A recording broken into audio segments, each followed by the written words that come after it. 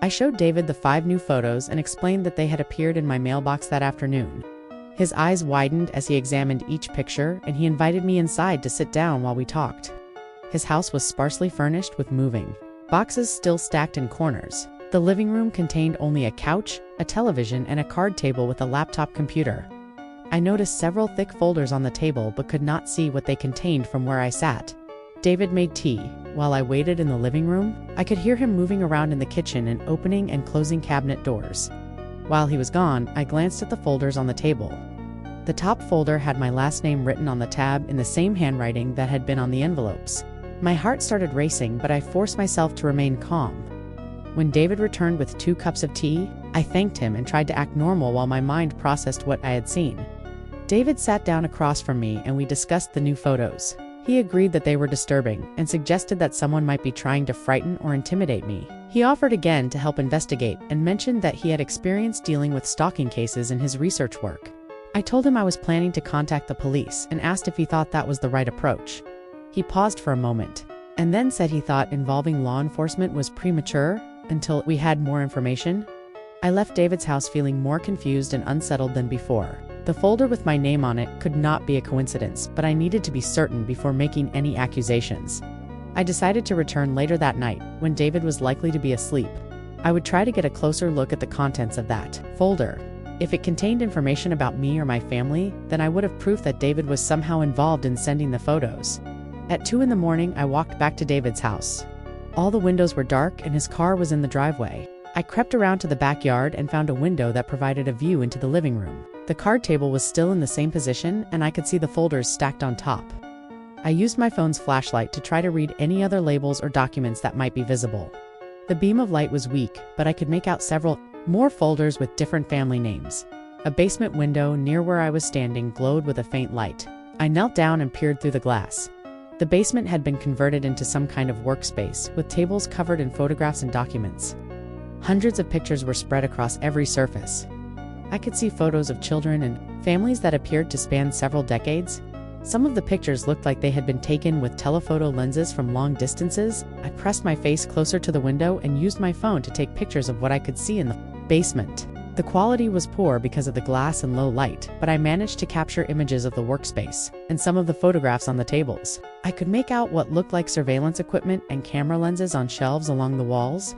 This was clearly more than just a collection of family photos. David was running some kind of operation that involved documenting and tracking families. As I prepared to leave, I heard footsteps inside the house. Someone was moving around upstairs and a light came on in what I assumed was the kitchen. I crouched behind some bushes and waited to see if David would come outside. The footsteps moved toward the back of the house and I heard a door open. David appeared on the back porch wearing the same bathrobe from earlier. He stood there for several minutes looking out into the yard as if he sensed someone had been there. I remained hidden until David went back inside and the lights went out. Then I carefully made my way back to my own house, staying in the shadows and avoiding the street. My hands were shaking as I unlocked my front door. I went straight to my computer and uploaded the photos I had taken through the basement window. Even with the poor quality, I could see enough detail to confirm that David had been collecting and organizing photographs of neighborhood families for an unknown purpose. I could not sleep that night. I kept thinking about all the photos I had seen in David's basement and wondering how long he had been watching families in various neighborhoods.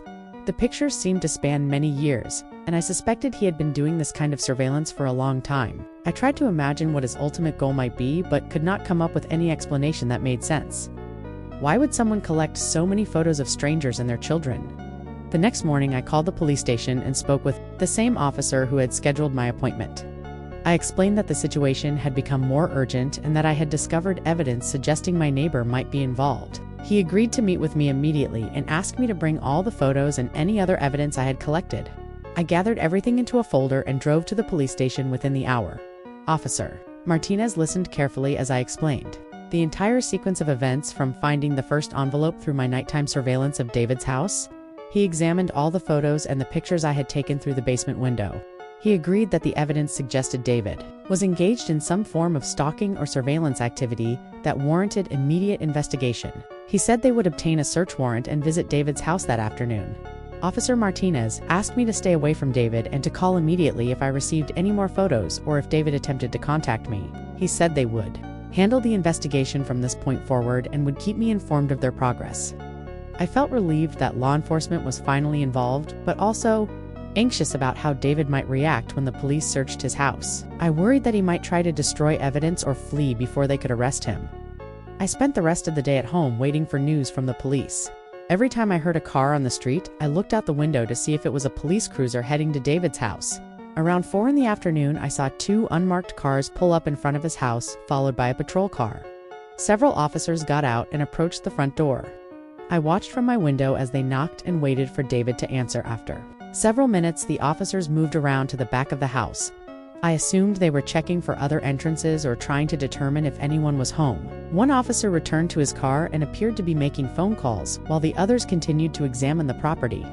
Eventually, more vehicles arrived, including what looked like a crime scene van. The level of police response suggested they had found something significant or had obtained additional information about David.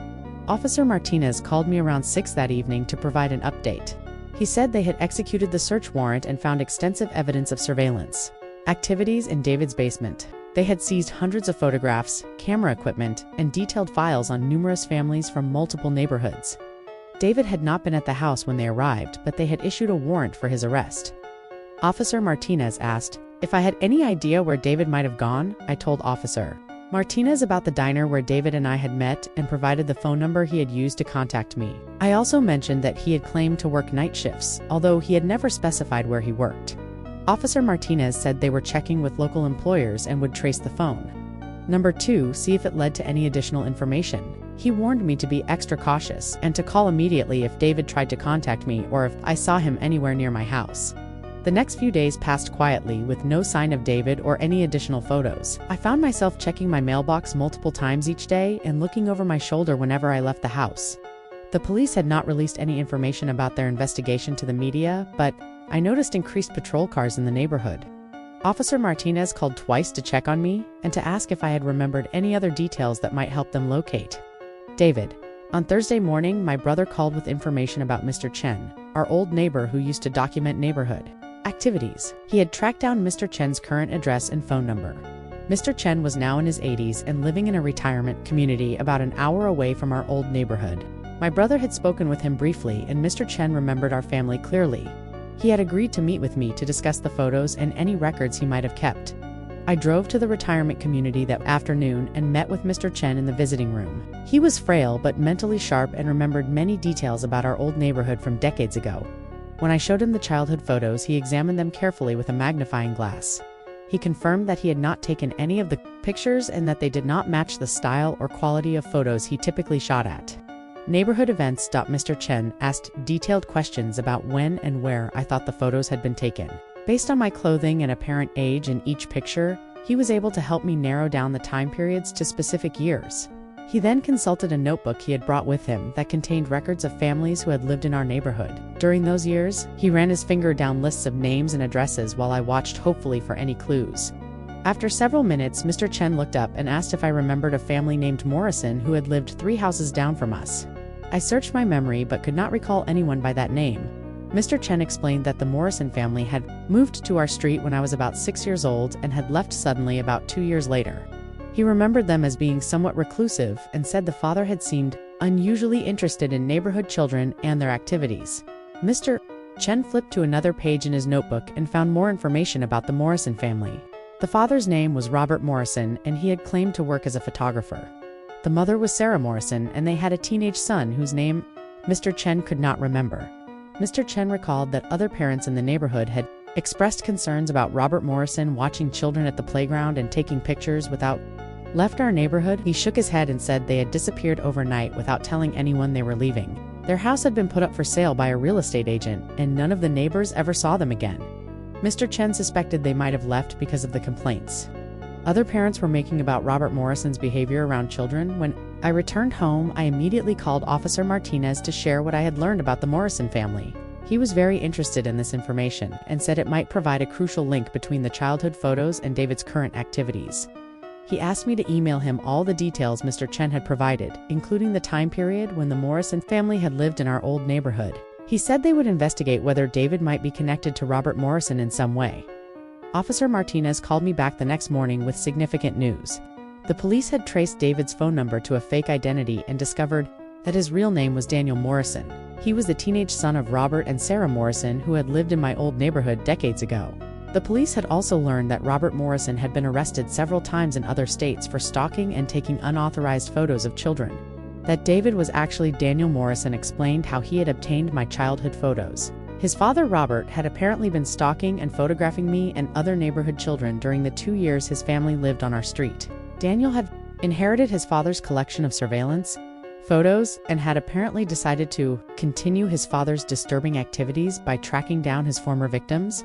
Officer Martinez explained that the police had found evidence in Daniel's basement that he had been locating and stalking people his father had photographed as children. He had been sending the old photos to his victims as a way of letting them know he was watching them and continuing his father's work. The police believed he was building new surveillance files on these now adult victims and their own families. They had found evidence that he had been targeting at least 12 other people in various cities. The police arrested Daniel Morrison 2 days later at a motel about 50 miles from our town. He had been using another fake identity and had surveillance equipment in his room that he was apparently planning to use to continue his stalking activities. Officer Martinez said Daniel had confessed to sending me the photos and admitted that he had been watching my house for several weeks before making contact with me. He had planned to gradually escalate his surveillance and intimidation tactics during his interrogation. Daniel revealed that he blamed the families his father had stalked for his father's eventual imprisonment and death. He believed his father had been misunderstood and was simply documenting the lives of neighborhood families for historical purposes. Daniel saw himself as continuing his father's important work and claimed he was providing a service by maintaining detailed records of how families changed and developed over time. The police said his justifications were clearly delusional. Officer Martinez told me that Daniel Morrison would be charged with multiple felonies including stalking, harassment, and burglary. The evidence they had seized from his house would likely support additional charges, and they expected him to receive a long prison sentence. He assured me that I would be safe and that Daniel would not be able to contact me or continue his surveillance activities. The police would also be contacting the other victims they had identified to inform them about the investigation. I felt an enormous sense of relief when I learned that Daniel had been arrested and would face serious criminal charges. The weeks of fear and uncertainty had taken a toll on my mental health and my ability to feel safe in my own home. Knowing that the threat was over and that Daniel would be held accountable for his actions allowed me to begin the process of moving forward. I also felt grateful that my childhood memories had not been violated by someone with innocent intentions. Over the following weeks, I received several calls from other people who had been victims of Daniel Morrison's stalking activities. Some of them had received childhood photos in the mail, just as I had, while others had noticed suspicious surveillance around their homes. We formed an informal support group and shared information about our experiences. It was comforting to connect with others who had been through similar ordeals and to know that we had all survived. Daniel's disturbing campaign of harassment, the house at the end of my street, remained empty for several months after Daniel's arrest. Eventually, it was sold to a young couple with 2 small children who have become wonderful neighbors. I made sure to introduce myself and welcome them to the street properly. Mrs. Patterson and I have started a neighborhood watch program to help ensure that all residents feel safe and supported. We now know each other much better and communicate regularly about any concerns. Or if I had never received that first envelope with the childhood photos, the experience taught me the importance of trusting my instincts when something feels wrong and not hesitating to involve law enforcement when necessary. It also showed me how events from decades ago can suddenly resurface and impact our lives in ways we never expected. The photos that I thought were stolen from my family collection were actually evidence of crimes. We spent hours looking through our family photo albums and sharing memories of our childhood. I was able to tell her the complete story of what had happened with Daniel Morrison and how we had discovered the truth about his father's surveillance activities in our old neighborhood. She was amazed that such a disturbing situation had been happening right under our parents' noses, without anyone realizing the full extent of Robert Morrison's criminal behavior. The trial is scheduled to begin in 3 months, and I will be required to testify about my experiences as both a childhood victim of Robert Morrison's surveillance and an adult victim of Daniel Morrison's stalking. The prosecutor has assured me that there is overwhelming evidence against Daniel and that he will likely accept a plea bargain rather than go to trial.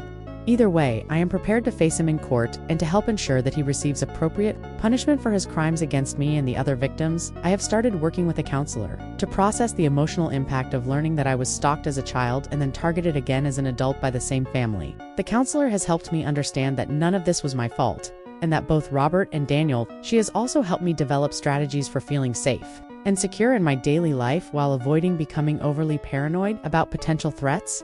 The envelope that started this entire ordeal now sits in a police evidence locker along with all the other photos and documents seized from Daniel Morrison's house. I will probably never see those childhood photos again, and I have decided that is for the best. They represent a violation of my privacy and innocence. That occurred when I was too young to protect myself.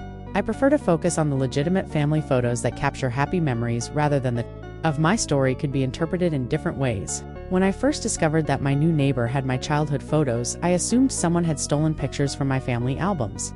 The truth was much more disturbing.